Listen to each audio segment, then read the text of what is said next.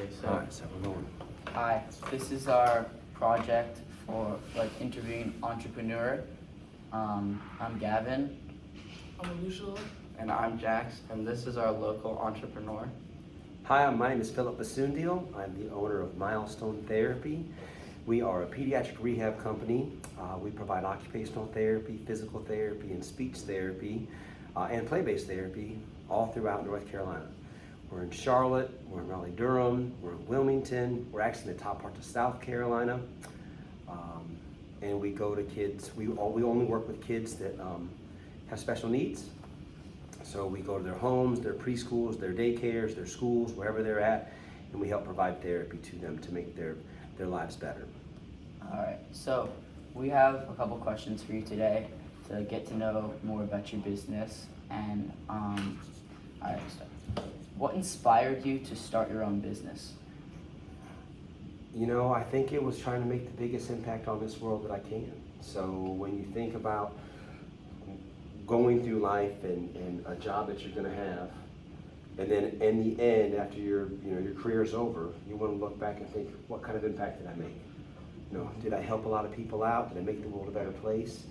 And so when I thought, okay, as an occupational therapist, which is what I am, I can help, let's say, 30 kids a year providing occupational therapy. Yeah. But if I start my own business, I can help out maybe hundreds or thousands of kids a year providing therapy. So I felt like if I can start a company and start a business, then instead of making a small impact on this world, I can make a much bigger impact by the way I run my business and the way we're able to help kids out. Yeah. So that was probably the biggest reason why I wanted to do it. Now, from a financial standpoint, when you think about if you work for someone else, you make a part of it, right? But when you work for yourself, you make a different part of it. So there was a financial part to it, and there was also more of an altruistic, want to help the world make it a better place kind of part. That's nice. All right, what were your biggest challenges when you faced when starting your business? Not knowing anything about how to run a business. That was probably the biggest thing that I faced. I didn't take a single business course in college or in high school. So like this class you all are taking is invaluable if you ever are going to one day start a business, because there's so many things I didn't know. So a lot of the challenges were just the unknown. And then how does that affect the way your business is run? Because you don't know any better, so you go down the wrong way, fall on your face, make a mistake, and then you figure out, okay, how can I from there learn from that and then make the business stronger. So I'd say that's probably my biggest obstacle. I'd say cash flow is a big one too, right? Whenever you're going to start a business, you have to have cash flow. You have to be able to pay for all the things, whether it's your product, whether it's your service, your people, whatever it is. Unless someone's backing you financially, you have to come up with all that money on your own. So that is always a challenge, right? That's a big part of, if you have cash flow, business can run. Without cash flow, business is hard to run. So that's a big part of it.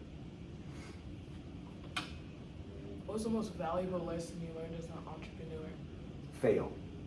Fail repeatedly. Always fail. You'll learn from doing things the right way, and that's helpful. But when you do things the wrong way and you fail, and especially when it costs you money, you learn way more, right? That's when you're like, oh man, I don't want to do that again because that cost me X amount of dollars. I don't want to do that again because that cost me a lot. So I think the biggest thing that I learned was, try. Be okay with failure. It's not a bad thing, right? It's a great thing. It's how you're going to be a stronger owner in the end. And then just know that if you start off too fast and you try to grow too quickly and then you have failures, they become way more expensive. Where if you can start off a little slower and still have failures, you're going to have failures, right? That's okay.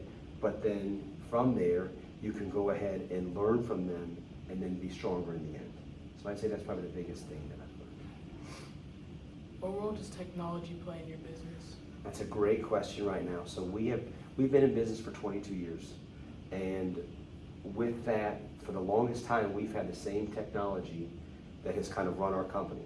So every single therapist that works for us puts all of their information as they work with a child in this system. Well, we've had the same system for the last 10 years. We just changed systems. And the biggest reason why we changed was because we want that AI component in there. So now when so many things that are done are being done automatically through AI being generated, and so our documentation is quicker, the way our intake department and our billing department process everything is much faster. So it's really allowed us to be able to grow in a greater way, because AI has taken out some of the parts that I have a problem with as far as having to hire more and more staff to do things, where now AI does it for me.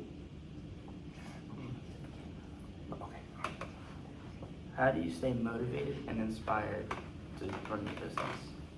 I think I stay motivated and inspired by knowing what we do every single day, right? We help thousands of children out every week right now. And it's pretty easy to stay motivated when you know that in the end, the work you're doing is making lives better, right? So, of course, that's an easy slam dunk of a way to stay motivated. Now, I also have 2 children and a wife, and I got to pay for a lot of things. So, you know, you've got to stay motivated, because when you're the owner, if you don't get to take a day off, I haven't taken a vacation in 22 years and truly ever just left and said, I'm out of office. I've always worked. I bring my computer with me everywhere. It's just how it goes, right? But if you stay motivated and you know you're gonna never let the ball drop, you'll continue to thrive in your business. And our last question for you is, do you have any mentors or role models who have influenced your entrepreneurial journey? Yeah, some of my best friends, they all own their own companies, and I think there's that statement that if you surround yourself with people that want to be successful, that are motivated, that have similar passions, that own businesses, then it'll motivate you, right? And so I've learned from them, I've listened to them, I've learned from the things that they do in a good way, and also in a way where they've made failures as well, and it's really helped. So we bounce a lot of things off each other, but they are definitely my biggest mentors and role models, because they've gone through the things I'm going through, and they understand the trials and tribulations, and it's good when you can have people to talk things out with. And then also, they can give you advice on, you know, okay, like, hey, use this guy for an answer advisor, use this person for your accountant, use this person for this. This is a great tax lawyer. All those things that you kind of need when you're running a business, and when you have people that help you with it, that helps you to succeed. And one quick thing, Yeah. what type of business do you run? Like a corporation? It's a sub-S corporation is the type of corporation it is, yes. So we've got, there's 160 people in Milestone Therapy altogether. It started with me 22 years ago, and now we've got quite a large staff. So one thing is that when you're starting off by yourself, maybe you can possibly just be an LLC. You want to be incorporated somehow in some type of corporation, right? Because it protects your personal things, right? Limited liability. Limited liability, the LLC, that's very good, Jax. So I went with a sub-S just because of how we want to make sure and structure from a tax standpoint and also from a safety standpoint. But you want to make sure and insulate yourself. When you run a business, of course, there's always risks, right? So you want to limit your risks as best you can, and your personal things, for sure. Yeah. All right. So looking back on all of that stuff, all the questions we asked him, some of the things that I like to hear was that he's very motivated throughout like his business. He doesn't take a day off, and that he just loves his business, and he's constantly trying to like evolve it and figure out new ways. You guys like anything about? I definitely like that he's motivated and doing it not just for the money, but for everything else, as he's doing it for kids that need the help. And I just feel like that's just a great thing to do, and a great thing to be a part of the world. I like that even after he failed, he kept going, and he helps like people in that like effort. Yeah. I like that he embraced failure, and like he bounces back from it and becomes stronger. Thank you for your time. Absolutely. Thank you.